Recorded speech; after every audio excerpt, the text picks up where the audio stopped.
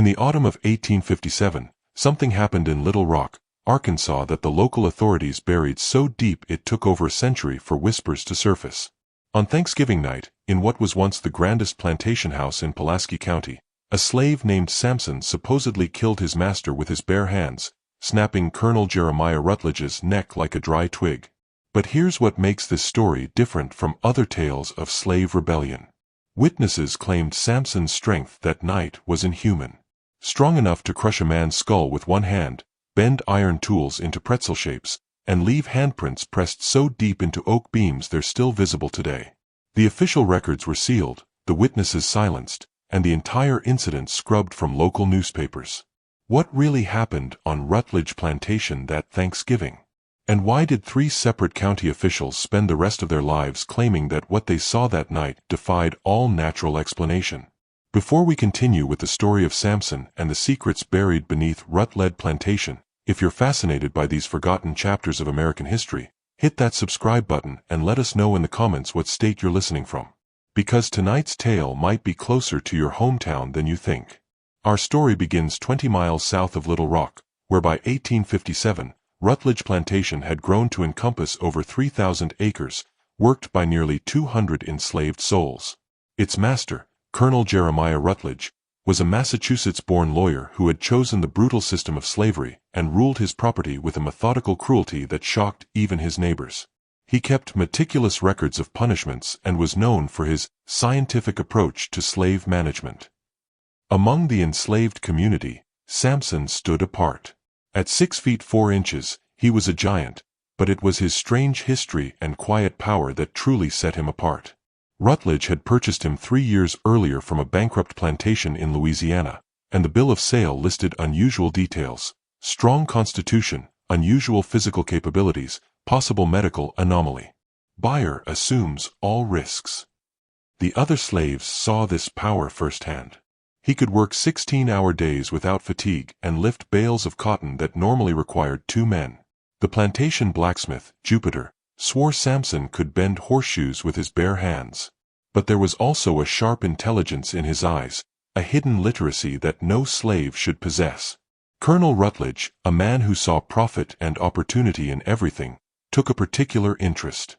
He began conducting what he called strength assessments on Samson in the privacy of the old carriage house. He forced Samson to lift increasingly heavy objects, anvils, tree trunks, sections of machinery, while he took meticulous notes.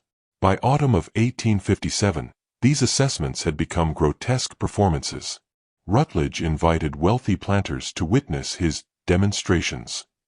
As Thanksgiving approached, Rutledge planned his grandest celebration yet, with a special after-dinner demonstration featuring Samson as the main event.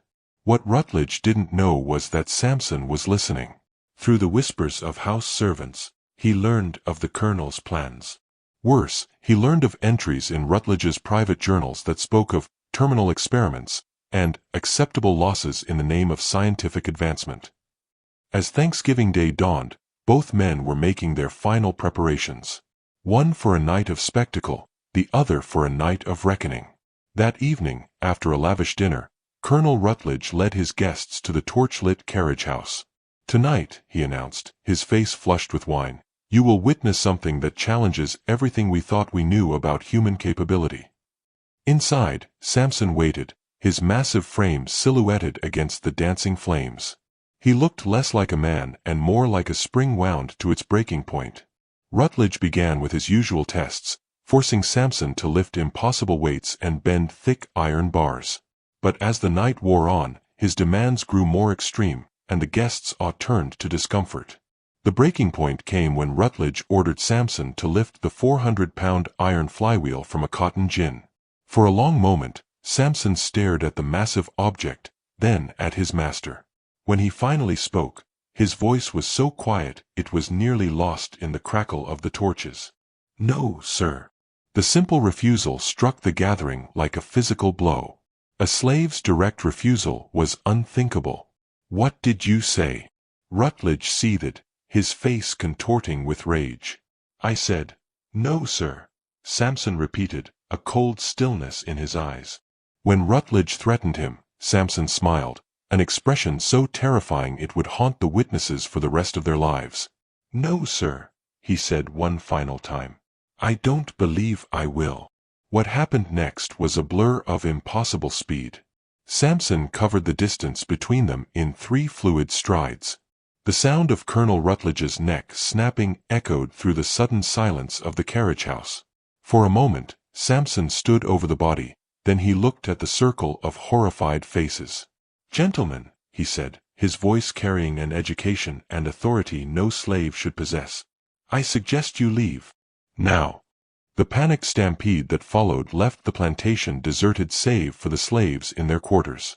By morning, Samson and Colonel Rutledge's body had vanished without a trace.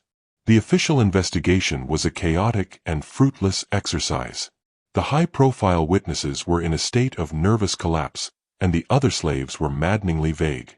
Sheriff Thomas Breckinridge's search parties found nothing. But the real story began to unfold when Rutledge's estate was settled. Hidden in a false bottom of his desk was a secret collection of documents. Correspondence with northern universities about human experimentation, receipts for strange chemical compounds, and most damningly, a contract with a Boston-based company called Meridian Research Associates for ongoing physiological assessment and enhancement protocols. The contract was signed by both Colonel Rutledge and Subject S, in a handwriting the house slaves identified as Samson's. The mystery had exploded.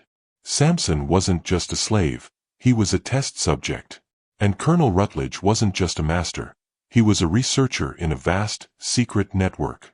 The federal government, alerted to the conspiracy, quietly sealed all records and swore everyone to secrecy. But it was too late. Private investigators hired by an unknown party had already uncovered the truth. The Southern Health Initiative and other programs had been funded for years by a consortium of northern investors and military interests, all under the direction of a brilliant and amoral German doctor named Marcus Kleinman. Their goal, to create enhanced human beings for labor and warfare. The program was a success, but it had side effects.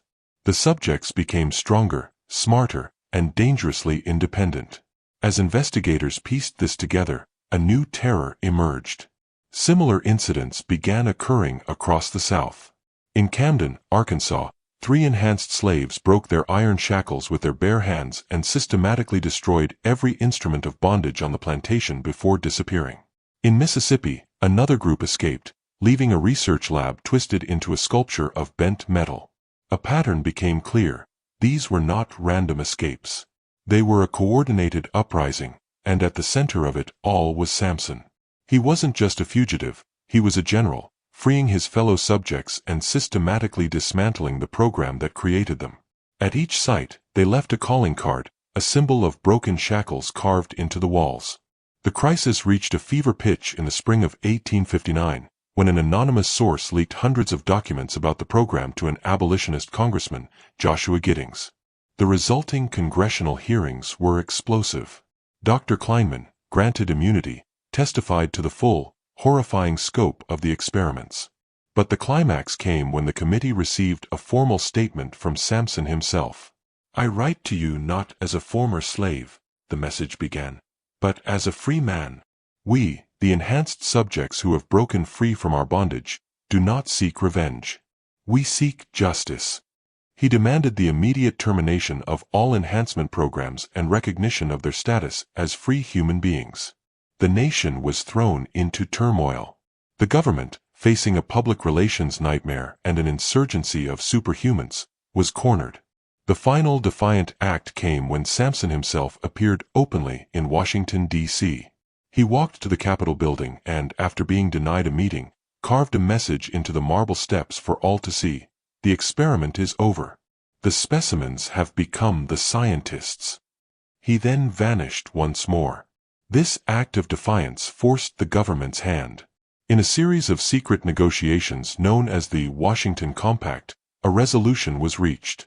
The enhancement programs were terminated. The enhanced subjects were given a choice: receive medical treatments to reduce their abilities and be given new identities to integrate into society, or relocate to a remote, autonomous territory established for them in the wilderness of Alaska. Samson, having secured justice and freedom for his people, chose to lead the new community in Alaska, disappearing from history into legend. The entire affair was classified at the highest levels, its records buried for over a century. The crisis secretly spurred the creation of the first federal ethical guidelines for human experimentation, a legacy born from unspeakable cruelty. This story shows that the greatest horrors often arise from the cold, calculated willingness of people to treat others as less than human. But it also proves that the desire for freedom is a force more powerful than any system of oppression. What do you think of this story? Are there still secrets like this buried in the archives of our government? Leave your comment below. If you enjoyed this tale of hidden history and human resilience, subscribe to our channel and hit the notification bell. There are more forgotten chapters of our history waiting to be explored, and we'll be here to guide you through them. See you in the next video.